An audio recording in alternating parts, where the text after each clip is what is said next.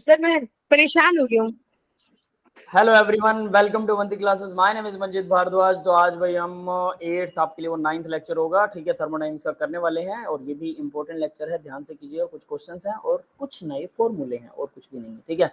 अभी जो बेटा अटेंडेंस जो है वो ऑनलाइन लग रही है, ऑटोमेटिक लग रही है, ठीक है। अटेंडेंस जो है वो मैंने नहीं आपको फिर बताया। वो क्या है ना, ये हो रहा था कि जब पहले हमारा मिड टर्म टेस्ट हुआ था अभी हाल ही में, तो हुआ कि जिसके परसेंटेज और वो होगी 4 पेपर क्वालिफाई और 50% से ज्यादा अटेंडेंस, उसको बुलाया जाएगा। तो मेरे को कोई फोन नहीं आया। और फिर 3-4 दिन पहले की बात है, मेरे को वहां से अवंती से फोन आता है कि मेरी अटेंडेंस 30% से भी कम है, लेकिन मैंने तो ऐसा सारी क्लासें ली हैं। आप एक बात हो मेरे को, आप अपना सीरियल नंबर और आईडी नंबर भर के इन होते हो क्लास में, या ऐसे ही कहीं कुछ किसी से भी हो जाते हो? आईडी सीरियल वही भर, नंबर और आईडी नंबर डाल के। सीरियल नंबर और आईडी नंबर डाल के होते हो? पक्का? हाँ हाँ। अजीब आप बात है। तभी मैं कह रहा हूँ, आप एक बार चेक कर लो। चलो कोई बात नहीं, मैं चेक कर दूंगा, ठीक है। फिलहाल हम लेक्चर स्टार्ट करते हैं, ठीक है। ओके उसके बाद ऐसी कोई क्वेरी है तो कोई बात नहीं, हम कर लेंगे, कोई दिक्कत वाली बात नहीं। चलिए भाई, तो स्टार्ट करते हैं lecture. First of all, entropy change during the reversible adiabatic expansion. याद रखिएगा, रिवर्सिबल है, रिवर्सिबल है तो डी लगेगा, छोटा डी है ना। एडियाबैटिक, एडियाबैटिक बोले तो डी क्यू जीरो होगा, हीट चेंज नहीं हो सकता। एक्सपेंशन, एक्सपेंशन बोले तो नेगेटिव वर्क डन होगा। यस, क्लियर है ये बातें सबको? Yes sir. ठीक है। तो यहाँ डी क्यू की वैल्यू जीरो होगी सबसे पहली बात। और इसके लिए हम वर्क डन को क्या करने वाले हैं, निकालने वाले हैं। एंट्रोपी, सॉरी एंट्रोपी को डेल्टा डी यू डी क्या क्या होता है एंट्रोपी, डीएस को, डीएस को निकालने वाले हैं। तो डीएस को कैसे निकालेंगे? तो देखिए भाई, क्यू है जीरो, डेल्टा एस जीरो होगा। क्यों बताया भाई? एंट्रोपी क्या होती है? डी क्यू बाय टी होता है। डीएस यस होता है। क्यू की वैल्यू अगर जीरो है तो भाई जीरो बाई टी क्या होगा? जीरो बाई टी जीरो होगा। ये देखिए, डीएस होता है Q by T, T constant है, यहाँ पे चेंज नहीं हो रहा टी में, डी टी नहीं है ये, याद रख लेना। तो जीरो बाई टी, बात खत्म, ठीक है। तो जीरो बाई टी जीरो होगा, तो इसलिए एंट्रोपी जीरो होगी। कमाल की बात है ना, रिवर्सिबल के लिए एंट्रोपी जीरो। अब ध्यान से देखना, even though the reversible adiabatic expansion is iso entropic. देखो भाई, आइसो का मतलब सेम रहेगी, एंट्रोपी का मतलब एंट्रोपी सेम रहेगी, है ना। लेकिन इसने आइसो को इज एंट्रोपिक लिखा है, याद रखना, is entropic. Why it is entropic? ISO, ISO और एंट्रोपी, ओ और ई, ए ई आई ओ यू, 5 वोवल हैं, ये इकट्ठे नहीं लगते हैं स्पेलिंग में, इसी वजह से ओ को उड़ा दिया, इज एंट्रोपिक बना दिया। यस, किसी को डाउट है? जल्दी बताइए, समझ में आ गया बेटा सबको? Yes sir. ठीक है। बाकी के सब सो रहे हैं क्या? सो गए क्या? सर थोड़ा सा रिपीट कर दीजिए सर। No sir. रिपीट कौन? प्रतीक पूछ रहा है, ठीक है। इतनी यस देर सर, बाद मैं पूछ रहा ना, अगर मैं आगे बढ़ जाता कि ठीक है भाई आ गया समझ, आगे बढ़ जाते है ना, पूछ रहा हूँ मैं, तब भी आप लोग इतना मतलब सो रहे थे, पक्का मुझे समझ में सर मेरा वाईफाई उड़ गया था सर, मैं आया। अभी वाईफाई आया उड़ ऑफिस गया, से। ठीक है। चलो कोई बात नहीं। देखो डी क्यू, इसने बोला रिवर्सिबल एडियाबैटिक एक्सपेंशन है, तो रिवर्सिबल है, इसका मतलब डी क्यू जीरो होगा भाई। रिवर्सिबल, सॉरी एडियाबैटिक है, एडियाबैटिक में हीट चेंज जीरो होता है, रिवर्सिबल है तो डी लगेगा। तो देखो डीएस, एंट्रोपी निकालनी हमें, उसने एंट्रोपी निकालने के लिए बोला, तो डीएस क्या होता है? डी क्यू बाई टी होता है। डी क्यू की वैल्यू तो जीरो है, क्यों जीरो है? क्योंकि इसे बोला एडियाबैटिक है, एडियाबैटिक एक्सपेंशन हो रहा है, वर्क डन एडियाबैटिक है, तो क्यों हीट चेंज जीरो होगा, तो हीट चेंज जीरो है तो जीरो बाई टी तो जीरो आ गया। तो ये तो सही है, ये हमें समझ में आ गया, डी डेल्टा एस जीरो हो गया, क्यू जीरो है क्योंकि। अब बात करते हैं, even though the reversible adiabatic expansion is isotropic. Isotropic का मतलब आईएसओ, ओ उड़ा रखा है इसमें, आइसो का मतलब सेम, एंट्रोपिक का मतलब एंट्रोपी सेम रहेगी। इज एंट्रोपिक लिखा हुआ है, ओ और ई दोनों वोवल हैं, इकट्ठे आएंगे तो ओ को उड़ा दिया, ई अकेला एंट्रोपी का ई लिख दिया, is entropic, that is same thing. ये इरिवर्सिबल एडियाबैटिक का एक्सपेंशन जीरो नहीं होता। रिवर्सिबल का तो हमने निकाल दिया, अब हम कहेंगे इरिवर्सिबल का भी तो वही रहेगा ना सर, क्योंकि डेल्टा एस वो भी तो जीरो आएगा। क्यों? क्योंकि डेल्टा क्यू भी तो जीरो आएगा, आएगा कि नहीं आएगा delta Q zero? Yes, yes sir आएगा। यस सर आएगा। जीरो क्यों नहीं होता? अब इसमें ट्विस्ट है, इसको याद ही रखना पड़ेगा। वैक्यूम के अंदर अगर मैं, ये गैस है, देखो जरा, ये गैस है, इसमें मैं वैक्यूम के अंदर इसको फ्री छोड़ दिया, मैंने फ्री छोड़ दिया, गैस क्या हो गई, एक्सपेंड हो गई वैक्यूम में। तो बताइए हीट चेंज हुआ, नहीं हुआ। एंट्रोपी बढ़ी कि नहीं बढ़ी, ये बताओ। सर बड़ी क्यों क्यों बढ़ी? सर वर्कडन हुआ ना सर कुछ। ना ना ना, वर्क डन नहीं है यहाँ पे। दूसरा एंट्रोपी क्या होती है, डेफिनेशन याद करो। मूवमेंट बढ़ सर गई सर। रैंडमनेस बढ़ गई ना सर, गैस मूव पार्टिकल्स की बढ़ लोगों गई, को। यस यस यस, गैस के पार्टिकल्स की रैंडमनेस मूवमेंट बढ़ गई, जिसकी वजह से वर्क डन नहीं सॉरी, जिसकी वजह से एंट्रोपी बढ़ गई। ठीक है, यानी एंट्रोपी बढ़ेगी, इररिवर्सिबल प्रोसेस के अंदर एंट्रोपी बढ़ेगी। एडियाबैटिक एक्सपेंशन है, कोई हीट चेंज नहीं हो रहा। मैंने देखो चारों तरफ एक डब्बा बना रखा है, हीट चेंज नहीं हो रहा, एडियाबैटिक एक्सपेंशन है, लेकिन इररिवर्सिबल है। तो क्या हुआ भाई, रैंडमनेस बढ़ने की वजह से, मूवमेंट ऑफ मॉलिक्यूल बढ़ने की वजह से एंट्रोपी तो इंक्रीज हो रही है, पक्का हो रही है। हालांकि हीट चेंज नहीं हो रही, फिर भी एंट्रोपी बढ़ रही है। इररिवर्सिबल में ऐसा पॉसिबल है, रिवर्सिबल तो रूल को पक्का फॉलो करेगा, बट इररिवर्सिबल क्योंकि रूल को फॉलो नहीं करता, वो इररिवर्सिबल ही हो गया। That is why it is happening. Yes, clear है सबको? Yes, sir. Yes sir clear है। Yes, sir. ठीक है, आगे बढ़ते हैं अब जरा। अब देखिए, हमने पिछले लेसन में कुछ फॉर्मूले डिराइव किए थे, और मैंने आपको बोला था 7th वाला लेक्चर जो 8th था आपके लिए वो बहुत इंपॉर्टेंट है। तो लाइक दैट इस लेक्चर के अंदर भी कुछ फॉर्मूले हैं जो आपके लिए बहुत इंपॉर्टेंट है। ठीक है, वो ये वाला फॉर्मूला है, बाकी और कोई फॉर्मूला नहीं आएगा। ठीक है, तो देखिए जरा क्या है भाई। ये बोलता है यू डेल्टा यू एन सीवीडीटी होता है। यस, होता है कि नहीं होता? डी Yes, यू जो है यस सर एन होता है। सीवीडीटी होता है। ठीक है, और डी एच जो है एच वो एन सीपीडीटी होगा, सीवीडीटी नहीं। प्रेशर कांस्टेंट पर जो हीट दी जाती है, पतीले वाली हीट को एंथैल्पी बोलते हैं। अगर एंथैल्पी है तो पतीले वाली हीट है, अगर इंटरनल एनर्जी है तो भाई कांस्टेंट वॉल्यूम वाली हीट है, यानी कि प्रेशर कुकर वाली हीट ही इंटरनल एनर्जी को बढ़ाती है, प्रेशर कुकर वाली। लेकिन एंथैल्पी क्या करती है, इंटरनल एनर्जी भी बढ़ाएगी प्लस वर्क डन भी करेगी। यस, क्लियर है सबको? अच्छे से ये क्लियर है कि नहीं है? Yes, sir. हमारे अंदर कोई ऐसा बैठा है जिसको एंट्रोपी और एंथैल्पी और एनर्जी के हीट के बीच में डिफरेंस ना पता हो? है क्या कोई ऐसा? No, sir. नहीं सर पता। हाँ, हर रोज चिल्लाता हूँ, हर रोज सिर्फ इस बात के लिए कि भाई ये चीज क्लियर, क्रिस्टल क्लियर होनी चाहिए, इसको फील करो। पतीले वाली हीट, कुकर वाली हीट। तो देखो भाई, सीधी सी बात है, प्रेशर कांस्टेंट तो बाकी सब तो सेम होता ही, हमें पता है। ये डी क्यू भी होता है, ये डी डब्ल्यू भी होता है, ये है ना, सब यही होता है। तो ये सब के अंदर आत्मा घुसी हुई है इसकी। अब देखिए, अगर मैं इसको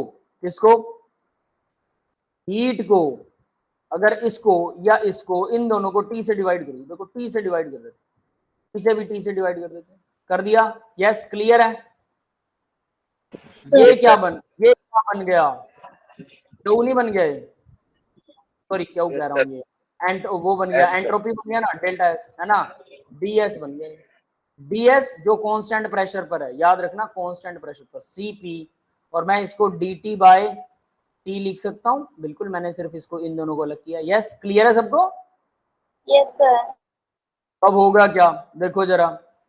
अब इसी के अंदर मैं इसका इंटीग्रेशन कर दूं तो ये बन गया डेल्टा एस।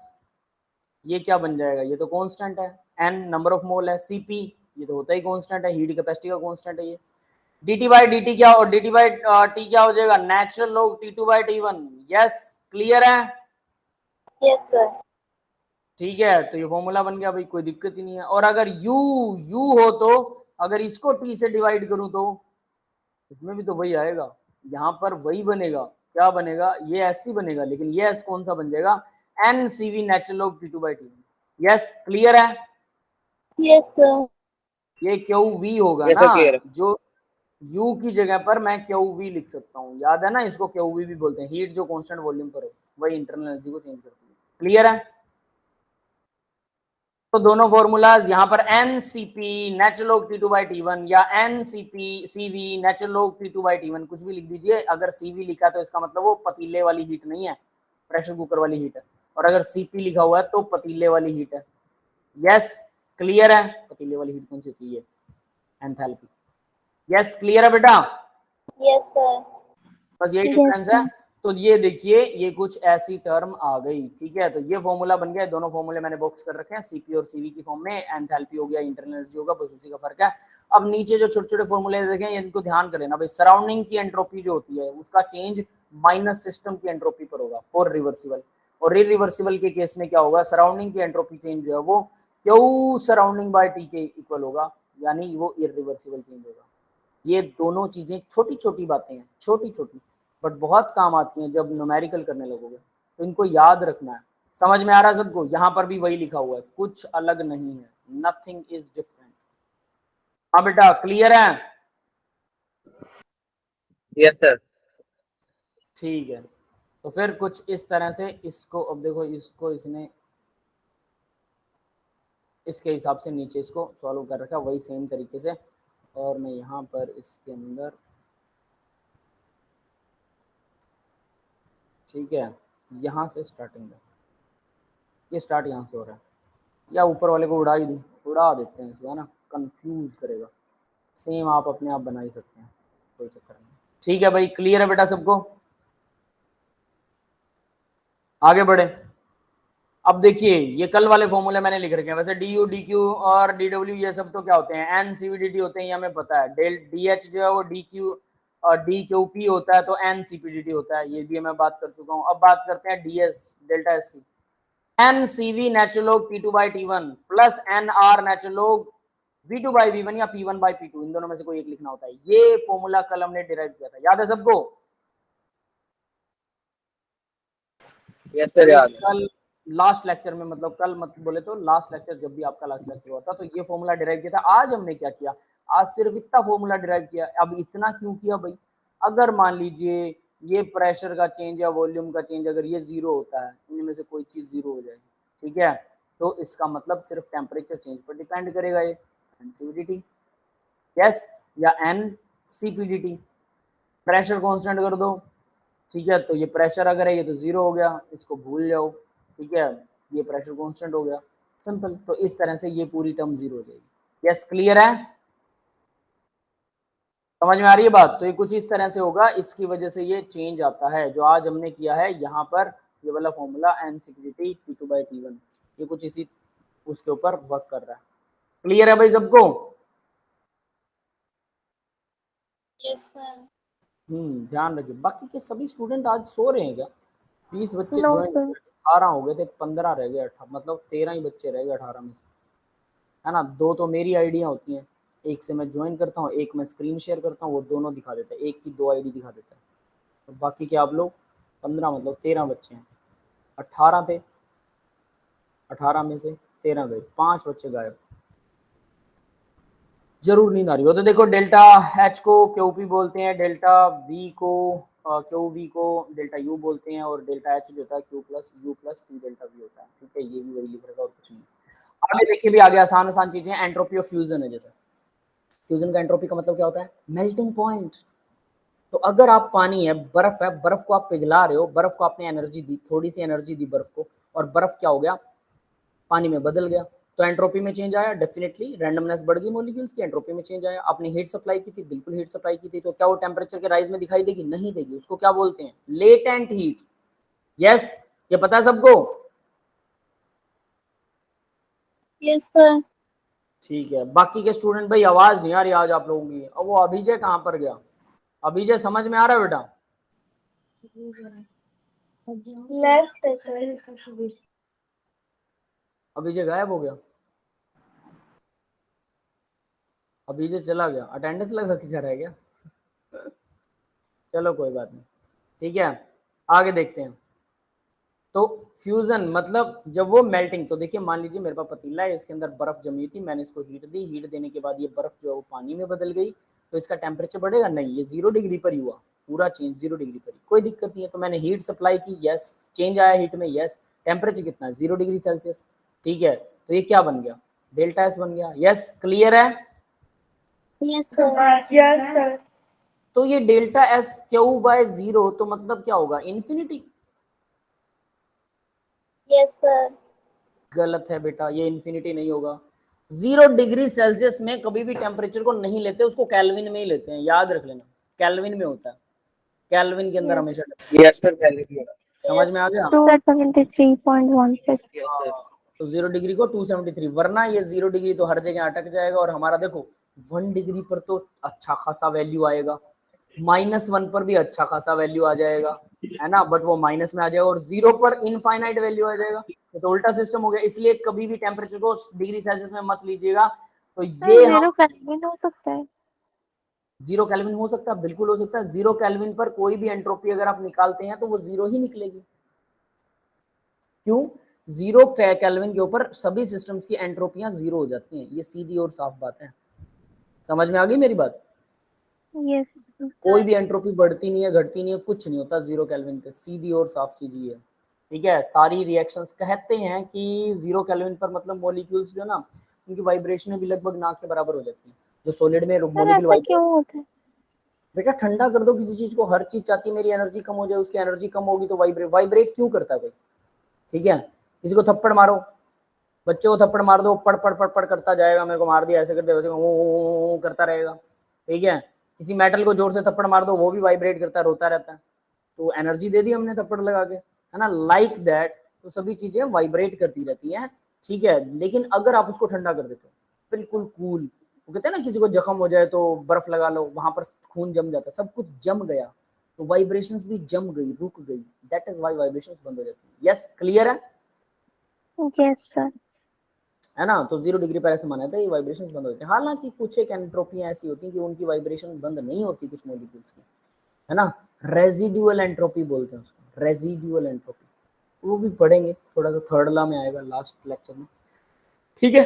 तो भाई 0 केल्विन हो सकता है, बट उसके ऊपर कैलकुलेशन ही नहीं होती है। तो इसको बोलते हैं भाई enthalpy of fusion, entropy of fusion. Delta S जो है फ्यूजन का, वो एंथैल्पी ऑफ फ्यूजन जो चेंज आया, एंथैल्पी बोले तो हीट ना, क्यूपी पतीले वाली हीट, है ना, हीट में change at freezing Yes, sir, point. पतीली वाली। टीएफ लिखा हुआ है, फ्रीजिंग पॉइंट। फ्रीजिंग पॉइंट मतलब पानी के लिए केस के देखें तो वो 0 केल्विन होगा, 0 डिग्री सेल्सियस होगा, मतलब 273.16 केल्विन, ठीक है। 0 मत करना। आगे बढ़ते हैं। तो सिंपल सी बात है, मोस्ट ऑफ द टाइम ये एंथैल्पी ऑफ फ्यूजन जो होती है वो पॉजिटिव ही होती है, ठीक है। Most of the time positive होती है। इसका मतलब क्या भाई? क्या कभी नेगेटिव भी हो सकती है? देखो, जैसा कि हम एग्जांपल ले सकते हैं कि कुछ चीजें अगर टेम्परेचर कम करने पर वो सॉलिड हो जाए, तो सॉरी टेम्परेचर बढ़ाने पर वो सॉलिड हो जाए लिक्विड से।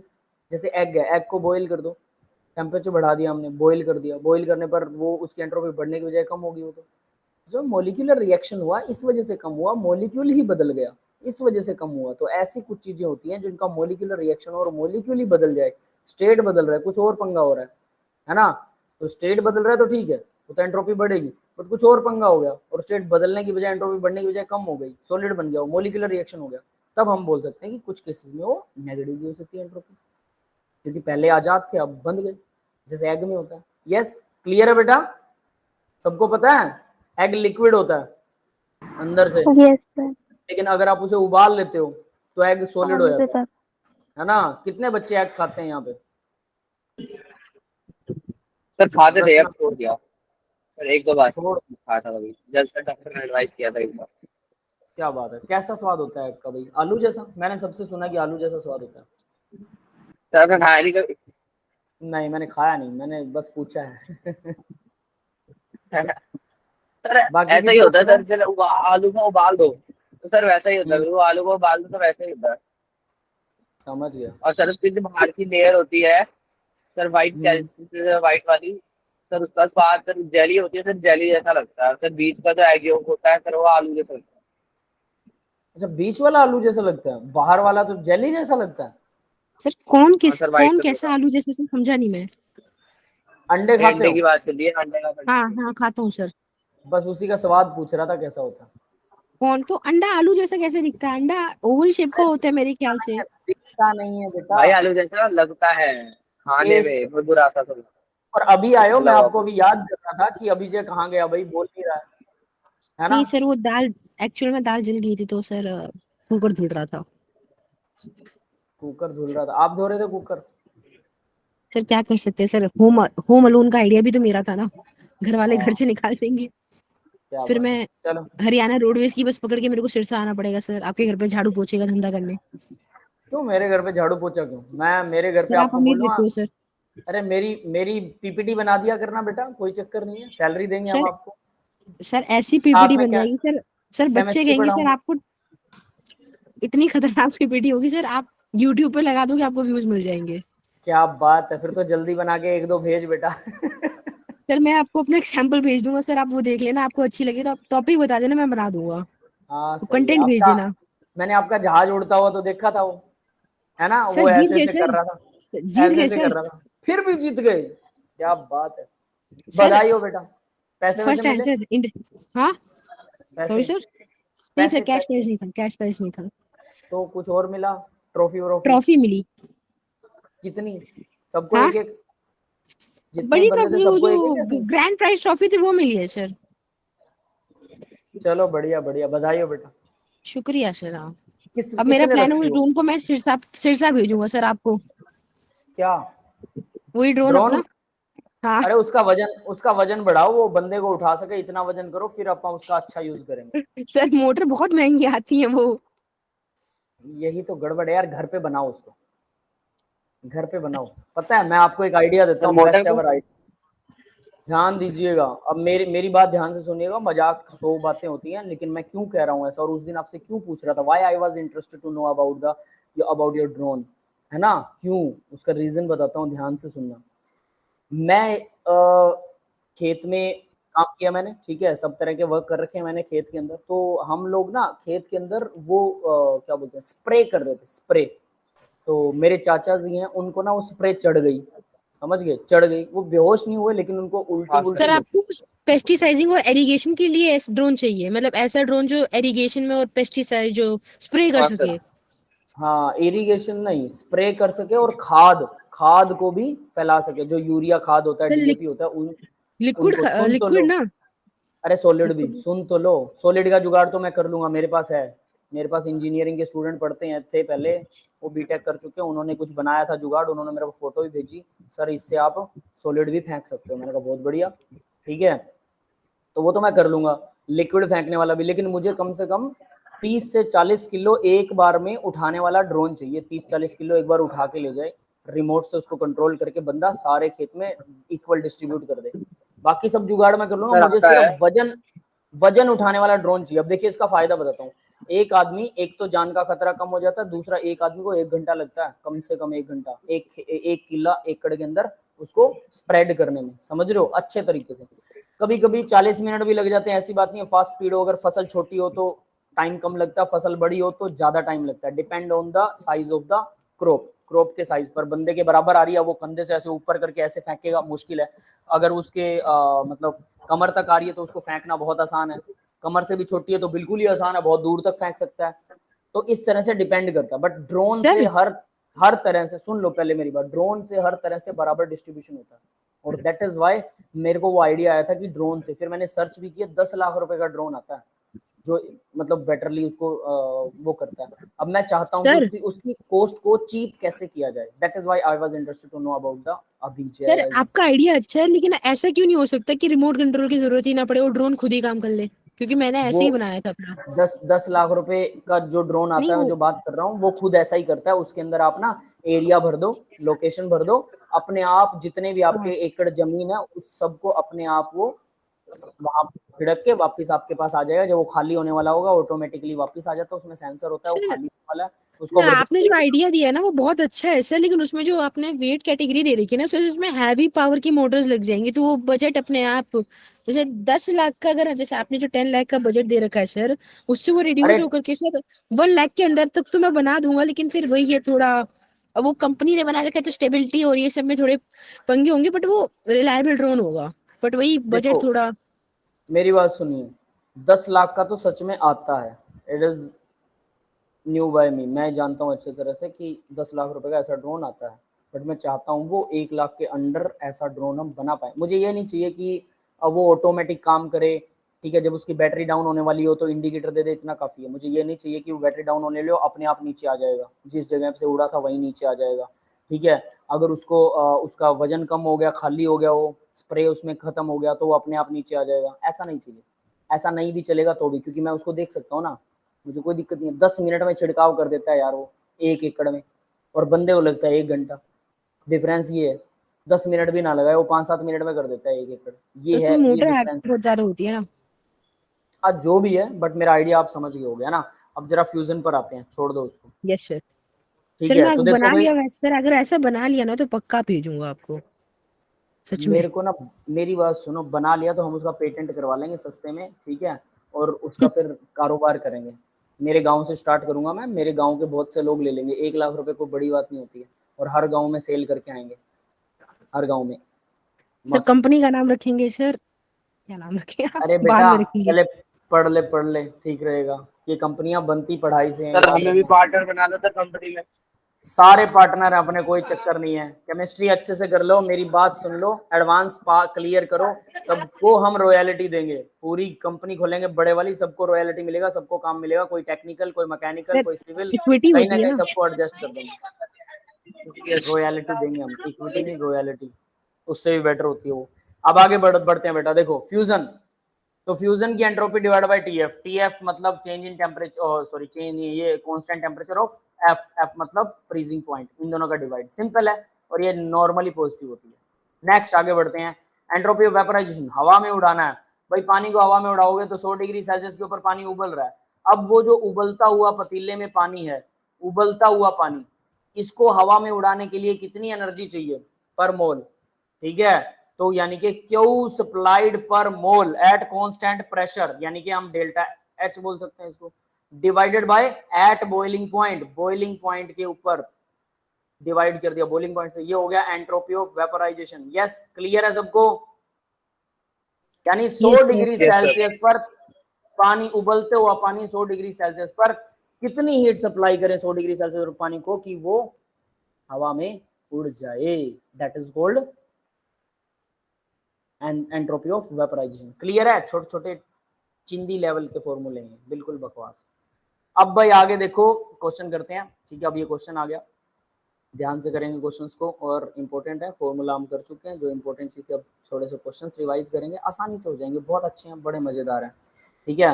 और एनसीईआरटी क्वेश्चन लगाना शुरू कर दो भाई, सभी बच्चे एनसीईआरटी क्वेश्चन लगाना शुरू कर दीजिए। मैं पहले दिन से कह रहा हूँ सभी को, जो अभी ग्रुप में ज्वाइन हुए हैं उनको भी मैं लगातार कहता आ रहा हूँ, हर रोज ये बात होती है, आप सभी जानते हैं अच्छे से।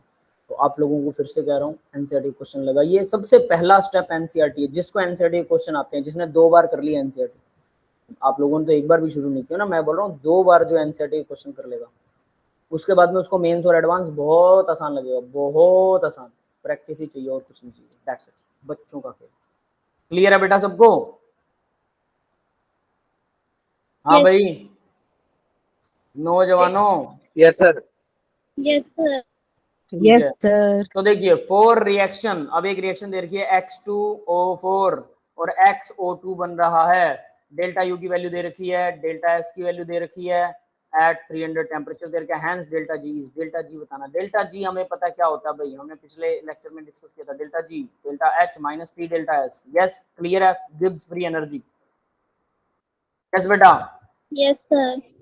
तो Yes, अब sir. देखो मुझे क्या चाहिए, डेल्टा एच चाहिए, एच दे रखा है इसने, डेल्टा एच नहीं दे रखा, डेल्टा यू दे रखा है, ठीक है, टी दे रखा है, बिल्कुल दे रखा है, एस दे रखा है, बिल्कुल दे रखा है, तो मुझे डेल्टा एच चाहिए। डेल्टा एच कहाँ से निकालू, यहाँ मैंने भर रखा ना, तो डेल्टा एच कहाँ से निकलेगा भाई, तो देखो डेल्टा एच क्या होता है, you plus P delta we. Yes होता है Yes. Enthalpy. Yes sir. Delta you they रखा है, बिल्कुल दे रखा है, लेकिन पी डेल्टा वी नहीं दिया, पी डेल्टा वी की जगह एनजीआरटी लिख सकते हैं, इसने गैस की इक्वेशन दी है, ध्यान दो। यस क्लियर है? Yes, sir.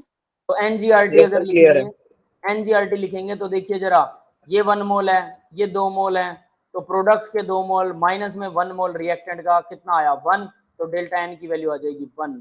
यस क्लियर है सबको? डेल्टा एन की वैल्यू 1। Yes, हाँ sir. भाई, नहीं ये क्लियर नहीं है, बिल्कुल गलत है, मैंने बोला गैसियस रिएक्टेंट होते हैं, ध्यान दो, ये लिक्विड है प्रोडक्ट, 1 मोल इसका काउंट कैसे, रिएक्टेंट 1 मोल काउंट नहीं हो सकता, ये गैस है, तो गैस था 2 मोल प्रोडक्ट माइनस में लिक्विड, रिएक्टेंट तो काउंट ही नहीं होगा, तो मतलब रिएक्टेंट है ही नहीं, एग्जैक्ट 0, 2 माइनस 0 इक्वल टू 2। समझ में आया? डेल्टा एन की वैल्यू 2 आएगी, 1 नहीं आएगी। अभी क्लियर है सबको डेल्टा एन की वैल्यू? Sir, clear यस नहीं. सर। क्लियर नहीं है? देखो बेटा delta N G R T क्या होता है, डेल्टा एन का मतलब है number of product minus number of reactant के नंबर ऑफ मोल, गैसीय स्टेट वाले ओनली। अब यहां देखिए X2O2 लिक्विड है और XO2 गैस है, तो गैस के बैलेंस इक्वेशन में इसका 1 मोल है, इसके 2 मोल है। गैस के मोल, प्रोडक्ट के मोल है 2, और रिएक्टेंट के गैस के मोल कितने हैं? रिएक्टेंट तो है ही नहीं गैस फॉर्म में, तो 0 equal to yes. Yes, sir. Clear. Clear हो गया ना? याद रखना, only gases reactant and gases products are taken as a consideration, otherwise delta N की वैल्यू 0 आ जाएगी। अगर दोनों तरफ कुछ भी नहीं है गैस फॉर्म में तो डेल्टा एन की वैल्यू 0, 0 तो मतलब टोटल टर्म 0, खत्म। टोटल टर्म 0 मतलब delta H equal delta you, enthalpy और इंटरनल एनर्जी बराबर हो जाएंगे। क्यों? क्योंकि उसमें गैस है ही नहीं, गैस नहीं है तो प्रेशर का कोई फर्क पड़ता ही नहीं है लिक्विड और सॉलिड पर। प्रेशर का फर्क नहीं है, पतीले वाली हीट नहीं दे सकते, नहीं दे सकते, कांस्टेंट वॉल्यूम ही रहेगा उसका। लिक्विड्स का वॉल्यूम कांस्टेंट रहता है, सॉलिड का वॉल्यूम कांस्टेंट रहता है, पतीले वाली हीट नहीं दे सकते, वॉल्यूम तो चेंज हो ही नहीं रहा। यस, क्लियर है? Yes, sir. Yes, सर ये sir. पतीले clear वाला है तो- एग्जांपल वापस देना सर।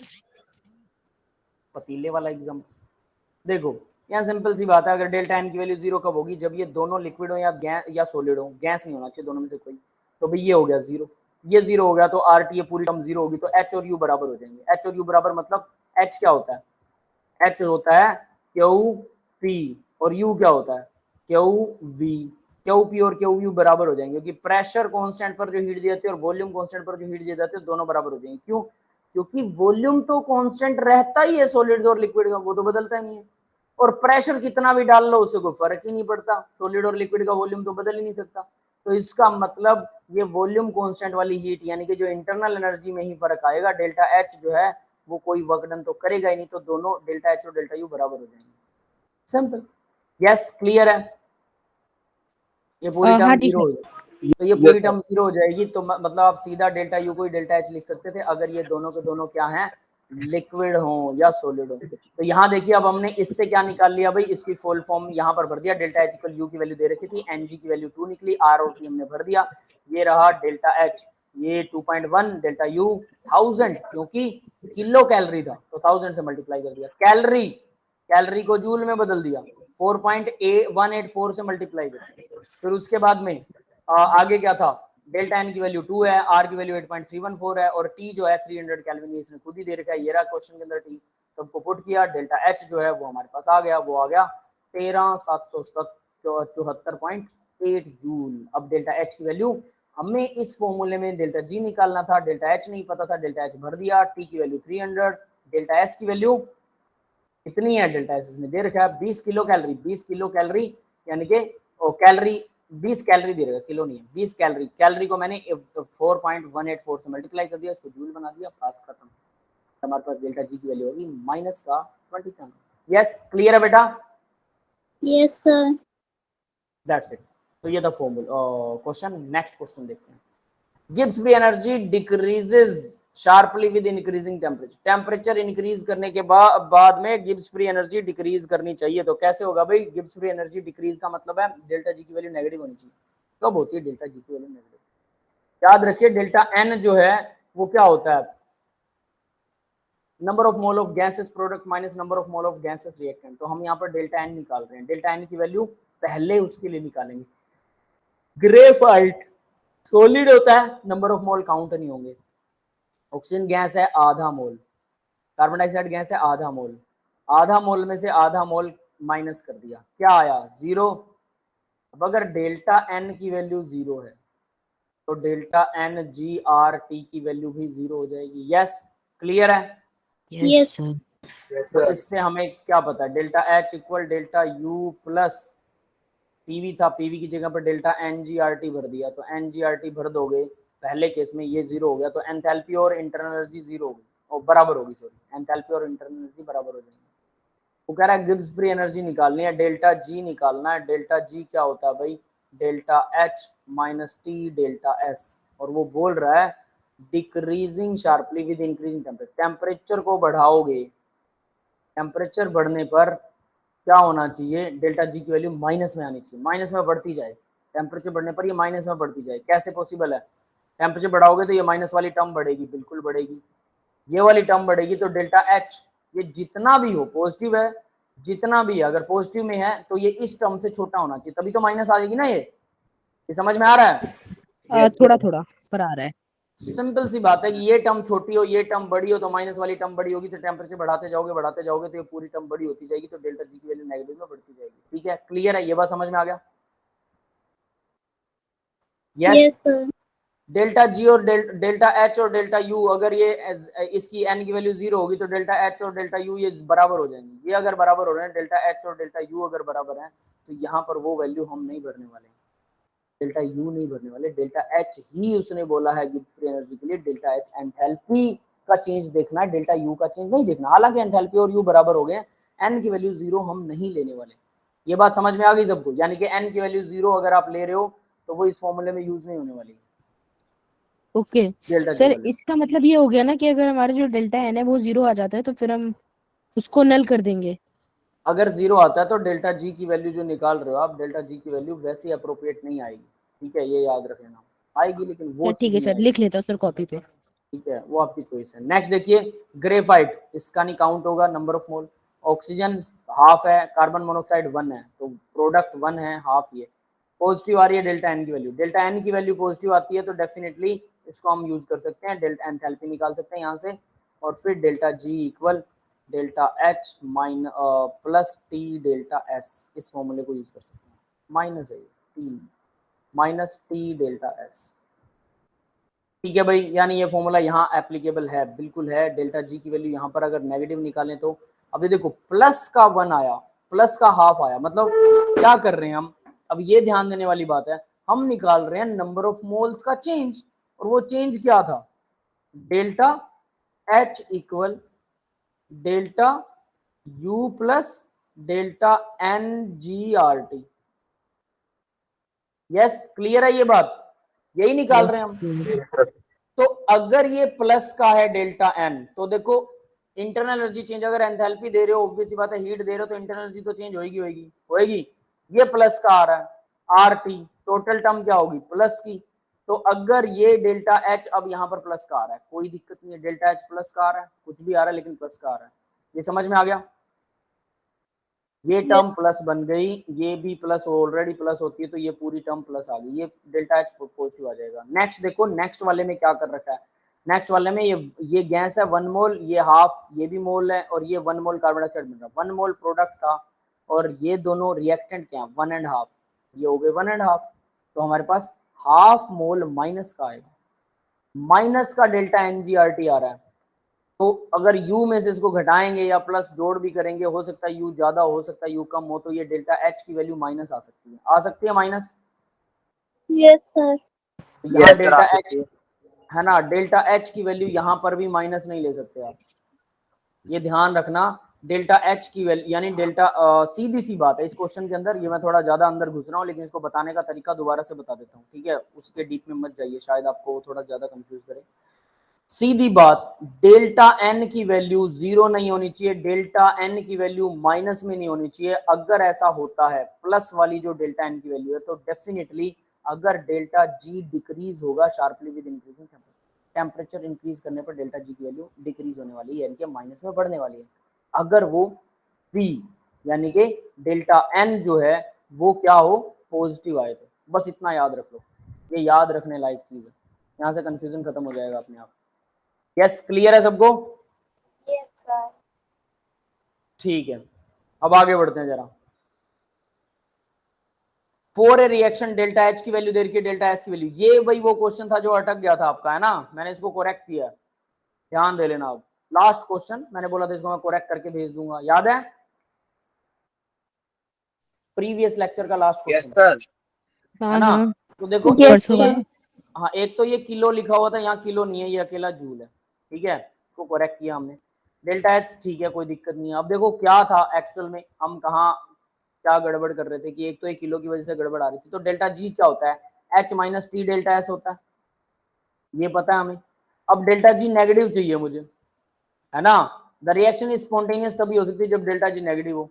तो नेगेटिव मतलब डेल्टा जी की वैल्यू 0 से छोटी हो, तो डेल्टा जी की वैल्यू 0 से छोटी मतलब डेल्टा जी क्या था? H minus T delta S. तो मैं H minus T delta S को लिख सकता हूँ, वो 0 से छोटा आना चाहिए। ये बात समझ में आई? Yes sir. अब अगर ये छोटा आना चाहिए तो डेल्टा एच जो है वो less than T delta S, मतलब टी डेल्टा एस को मैं इधर ले गया 0 से, तो सेम साइन रहेगा, साइन नहीं बदलेगा। जैसे रचना ने लास्ट टाइम बताया था कि साइन नहीं बदलेगा सर, है ना, नहीं बदल रहा बेटा, क्लियर है? Yes, ठीक है, हम वहाँ वो गड़बड़ कर रहे थे क्योंकि उसको मुझे लगा कि ऐसे करेक्ट होने वाला है, शायद इसमें कुछ और गड़बड़ है। वो गड़बड़ यहाँ पर जूल वाली थी और कुछ हमने साइंस को गलत ले लिया था। तो ये यानी delta H equal less than T delta S आएगा। अब देखिए जरा ध्यान से, हमें टी निकालना है तो डेल्टा एस को नीचे ले आओ। Delta H by delta S का डिवाइड जो है वो टेम्परेचर ज्यादा होना चाहिए और वो कम होना चाहिए। तो delta H by delta S, H जो है वो इतना है, मल्टीप्लाई में 1000 क्योंकि वो किलो में दे रखा है। देखिए किलो जूल पर मोल है, किलो जूल दिख रहा है सबको, है ना।